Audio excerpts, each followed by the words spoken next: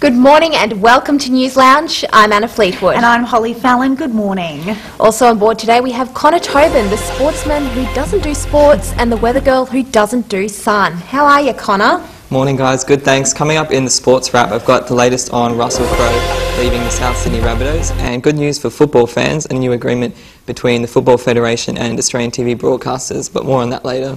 How's that sunburn going, Connor, from a massive trek on Friday to schoolies? Good, better than yesterday. So You're glowing, radiating. Your little pink nose there. Sounds great. And later up in the show, we're joined by Michael Lund. He's a journalist from the Courier Mail, here to talk to us about daylight saving time in Australia. So that should be a really interesting interview, very topical debate, that one. So stay tuned for that one later. Absolutely, we're looking forward to it. But we should now turn to the woman who puts the news in News Lounge. Rebecca Wilson, how are you today, Beck? I'm great, thank you. Making news today, Tuesday the 20th of November 2012. The Bureau of Meteorology will review its emergency weather warning service after residents complained they weren't given enough notice of Saturday's superstorm. Although the Bureau repeatedly warned people on Friday of the potential for severe weekend storms for the southeast, a specific alert for Saturday's storm was issued only after it had already hit some parts of Brisbane. BOM State Director Rob Webb says he still has full confidence in the team, but would review the weekend's forecast decisions to learn from them. He said that if the Bureau released a warning for every thunderstorm, people will become complacent and they would only release alerts when the weather could cause damage. Some southeast residents are still cleaning up after the weekend's lightning, hail and heavy rain. Labor's proposed a new universal dental health system at last night's parliamentary debate. The federal government says it will address the inequalities preventing low-income Australians from getting basic dental care and will benefit the next generations of Australians enormously. This $4.1 billion scheme is supported by the Greens and was one of the major factors on which they pledged their support for Labor when forming a minority government back in 2010. The reforms will be the biggest in dental health in Australia's history. Queensland Union said the state government's new laws removing public servants' job security will interfere with the Queensland Industrial Relations Commission's authority. Lawyers say the Newman laws passed earlier this year breach the constitutional separation of powers between the state and judicial process. Darryl Rangier, barrister for the Australian Workers' Union, told the Court of Appeal in Brisbane settling employees' pay or condition disputes is one instance where laws threaten the Commission's ability to make fair decisions. Tens of thousands of public servants have been subject to the laws, which strip the employment security and leave no contracting out clauses in current work agreements. The hearing will continue today. Social media users are being reminded to think before they post on the internet. Despite the Red Frog Schoolies education program, growing escapades among school leavers on the Gold Coast have become concerning, with ledge walking becoming a popular trend. The viral photo of a teenager lying on the ledge of a high-rise hotel has come from the celebrating school leavers. But concerns are being raised schoolies may hinder their chances of finding employment once they get home by posting public details of their merriments. And employees themselves also need to be mindful. British Airways are in the middle of an embarrassing scandal after retweeting an abusive complaint from one of their passengers. The tweet spurred an offensive reply with a racial slur, which was posted to the company's social media. British Airways are investigating the incident. Diaries containing information about Premier Campbell Newman's private meetings will be publicly released online this week. This follows the government's recent push to make the former Labor Party's diaries and lobbyist registers public. Early next year, ministers' information will also follow, with details about their meetings and decisions due to be exposed and updated monthly. The child sex trial of convicted murderer Max Sica has been adjourned for a third time after issues with evidence. A recording of the victim's police interview was played as evidence during the trial yesterday, but Judge Michael Shanahan adjourned the trial after he became frustrated with the discrepancies between the videotape and its transcript. The prosecution told the judge a new transcript would be prepared. Sica pleaded guilty for 21 charges, including rape and maintaining an unlawful relationship with an underage girl. The trial continues today. A Udlo man has been charged with dangerous operation of a motor vehicle causing death while adversely affected by an intoxicating substance following a fatal motor vehicle accident in the New hinterland. 2 people were in the car earlier this month when it crashed into a dam, killing the front passenger. The 21-year-old driver of the car will face charges at the Maroochydore Magistrates Court on the 17th of December. 4 people working at a business in Brendale are in hospital this morning after an exhaust fan failed, exposing them to a build-up of chemical vapours. The 4 were taken to the Royal Brisbane Hospital after they began feeling unwell. Firefighters have cleared the vapours. A woman's lost a part of her left leg after being hit by a train at Woodridge Station at about 9:30 p.m. last night. The woman has been rushed to the Princess Alexandra Hospital and is currently in an induced coma. Police and Queensland Rail are investigating. Mount Gravatt will undergo a 20-year transformation into a high-density hub with new high-rises, parks and community centres.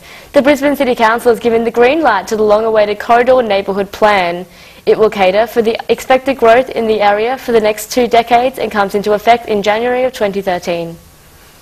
Brisbane City Council will consider constructing 3 residential towers at the Gabba after its Neighbourhood Planning and Development Assessment Committee approved the plan last week.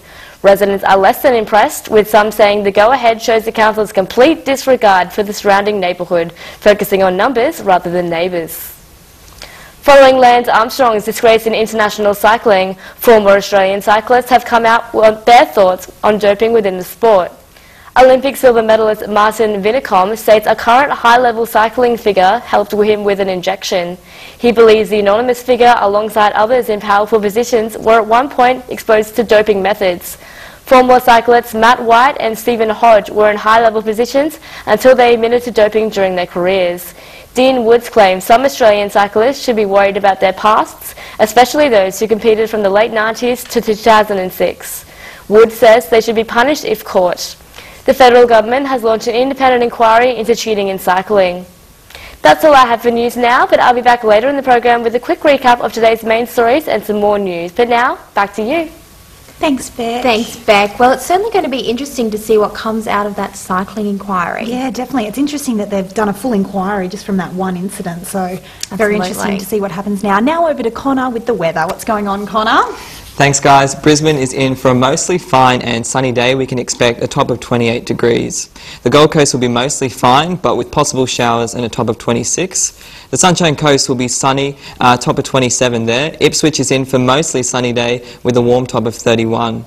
Around the state now, Cairns can expect a mostly sunny day with a fine day. Possible storm in the afternoon, however, a top of 32 there. Townsville, humid with a possible late shower in 31. A possible shower or storm in Mackay, a top of 30 there. Rockhampton, showers and the chance of a storm in 33. Mount Isa will be mostly sunny with a warm top of 41. In our capital cities, Sydney will have a few showers and a max of 22. Melbourne, mostly sunny and 28. Canberra will be partly cloudy and 23. Perth, mostly sunny and 28. Windy with a late change and a top of 37 in Adelaide. Hobart, partly cloudy and a top of 24. And possible showers and storms and a top of 34 in Darwin. That's all for the weather. Back to you guys. Thanks, Connor. Thank you, No Connor. worries. Well, it's great to see there's some good weather around Brisbane because, like we said earlier, there's the International Film Festival and the open-air cinema down at South Bank. But it's time to go to a break now, but please don't go away. When we return, we'll be talking to Courier Mail journalist Michael Lund about the absence of daylight saving in Queensland. That's in a few minutes. Don't go away.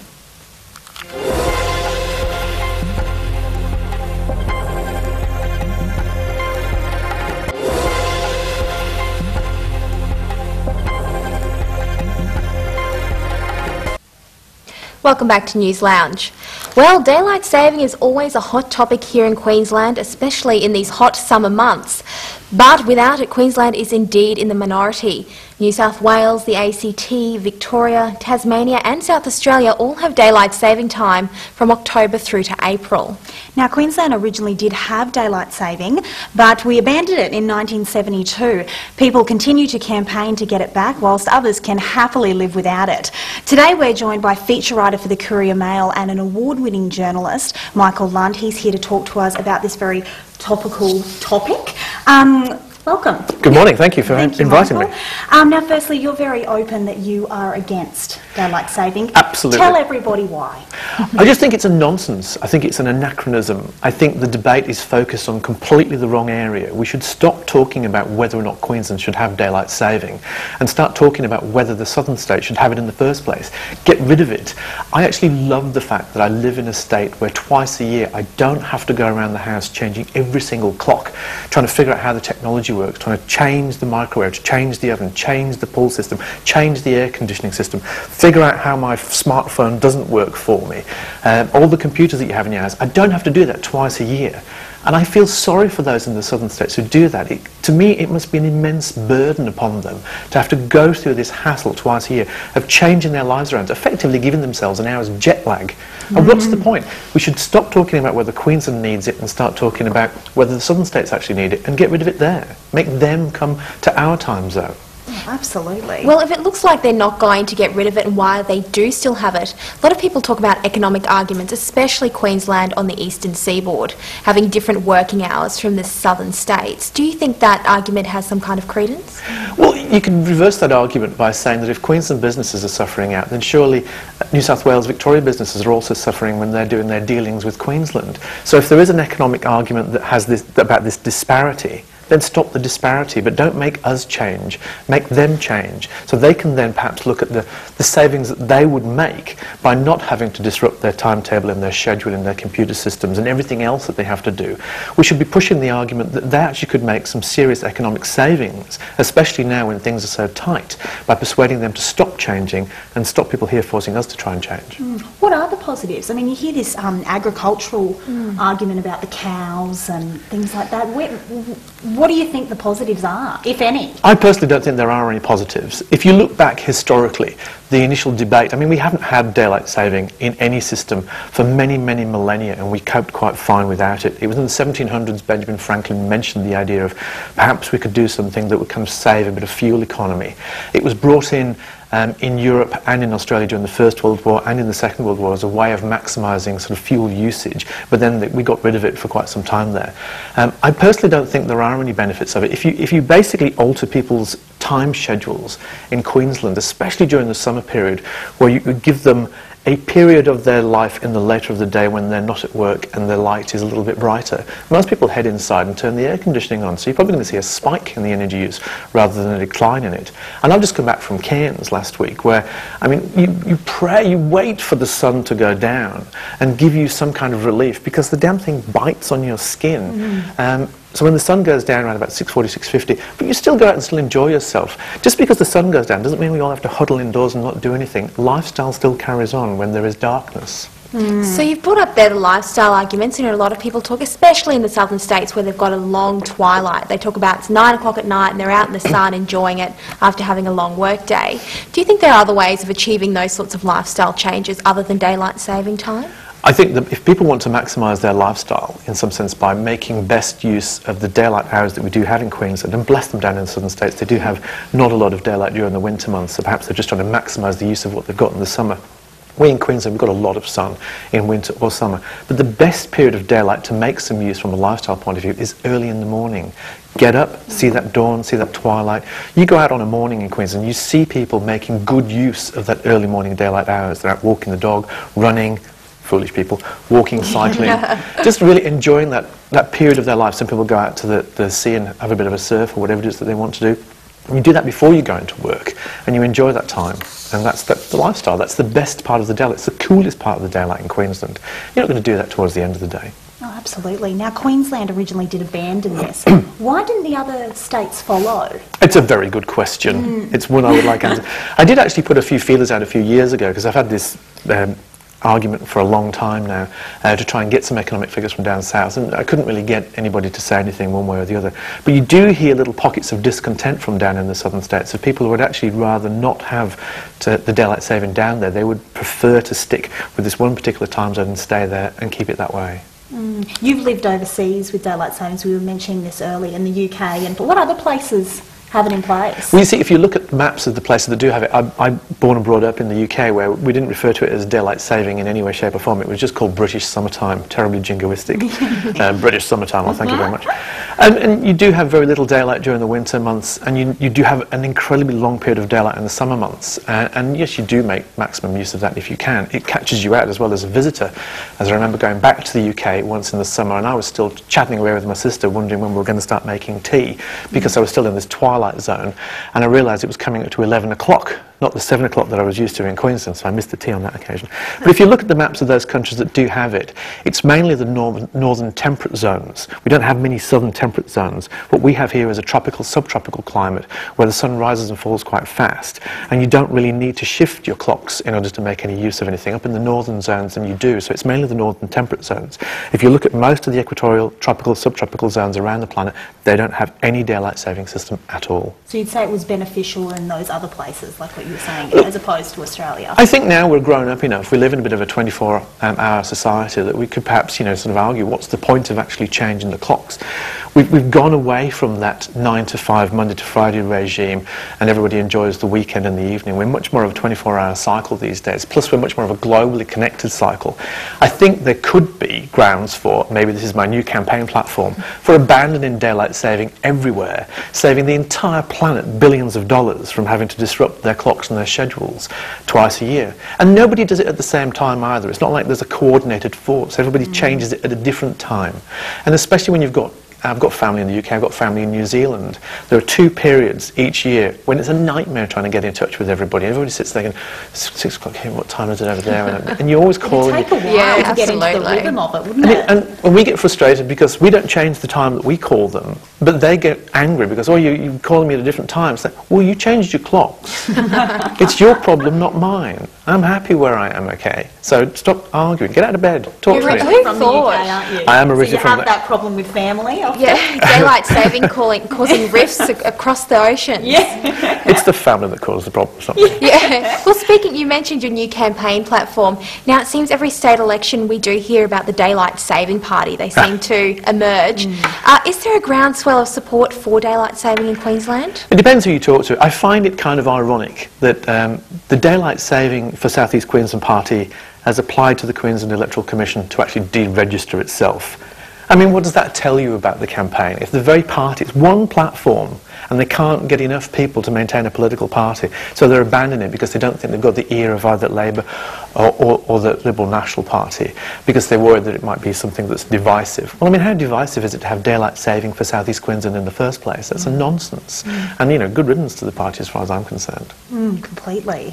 Very interesting. Well, that's all we've got time for. We're going to say thank you very much to award-winning journalist and feature writer with the Courier Mail, Michael Lund, and anti-daylight saving advocate. We certainly hope there are no more rifts caused by daylight saving with his family. We thank you very much for coming in with us Thank you for today. inviting me. Thank you, Michael. We'll be back shortly with more news and sports headlines. Don't go away.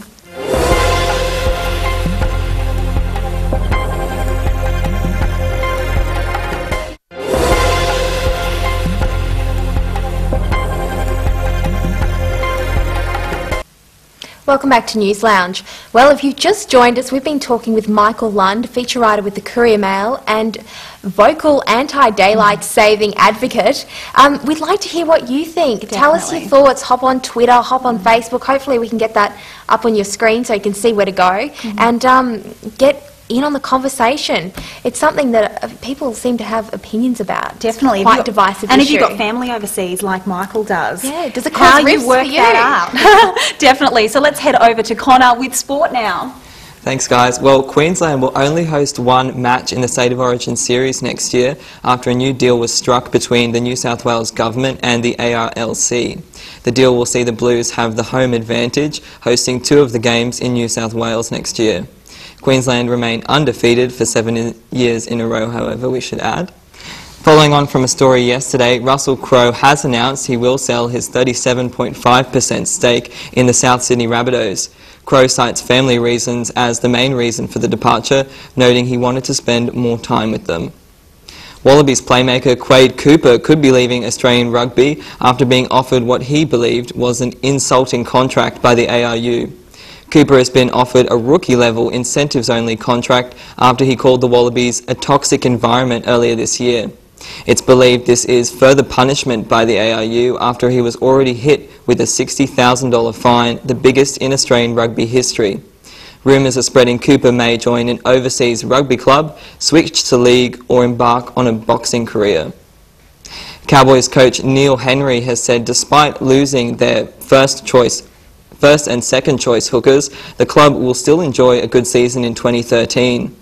Joining the club will be Melbourne's former backup rake Rory Koutsiasin and English recruit Scott Moore, alongside returning halfback Robert Louis after an off-field ban.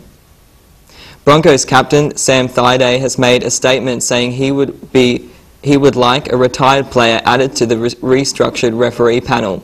Thaiday says players have lost confidence in some referees following the 2012 season that had a number of blunders, especially from video referees. A previous review of the system saw co-coaches Bill Harrigan and Stuart Raper let go from their refereeing positions.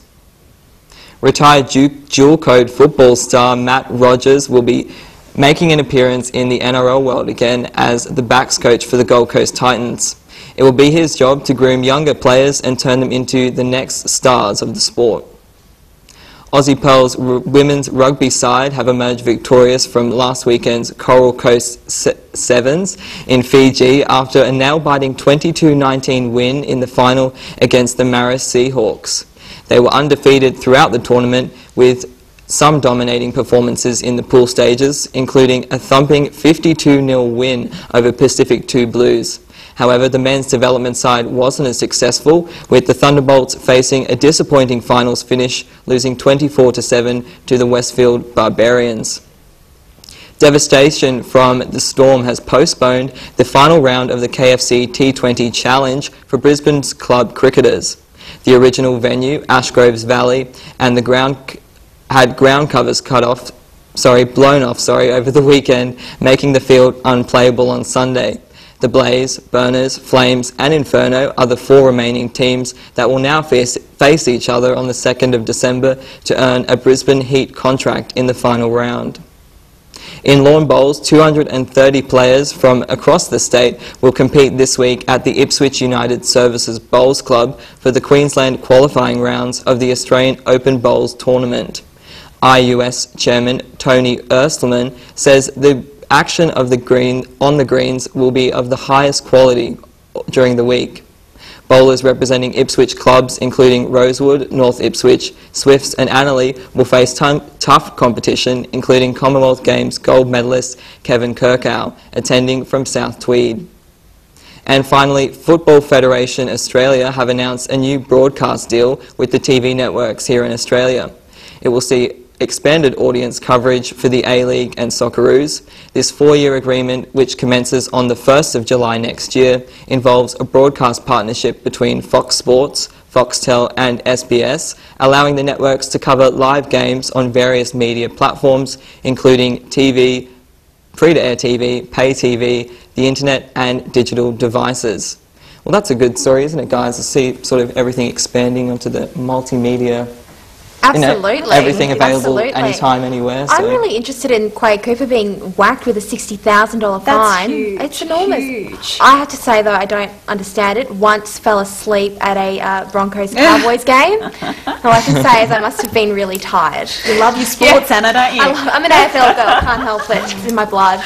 Over to Rebecca now with the final news headlines. Thanks, Beck. Thank you. In international news today, in midst of the Middle Eastern crisis, rival Palestinian movements Fatah and Hamas have agreed to end their fighting, uniting against Israel in the crisis that continues to claim civilian lives. The move isn't good for Israel, who view the smaller Palestinian militant government movement as a potential negotiating partner.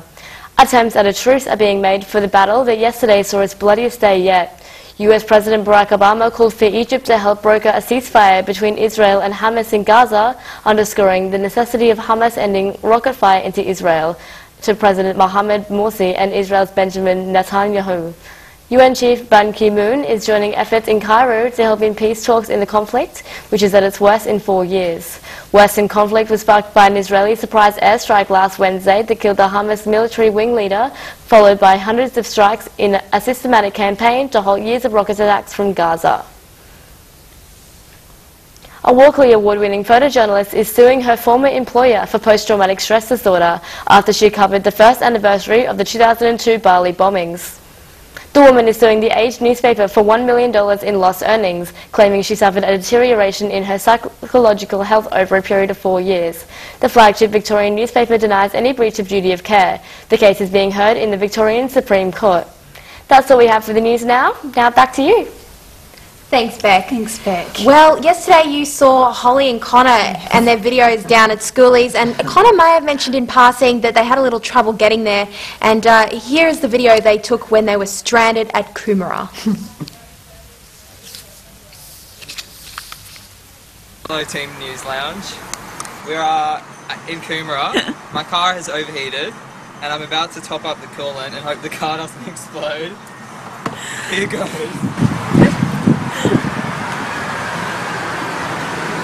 Easy, Connor.